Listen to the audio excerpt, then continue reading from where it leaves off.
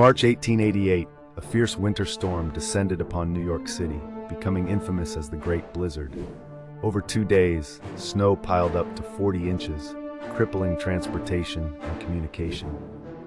Streets became impassable, and the city ground to a halt. Thousands were stranded, and the death toll rose dramatically. The chaos forced city officials to act, leading to the establishment of a more organized response system for snow removal and emergency services. This storm revealed the vulnerabilities of urban infrastructure, prompting reforms that shaped the future of city management. The 1888 blizzard remains a pivotal moment in New York's history, showcasing nature's power and the necessity for preparedness.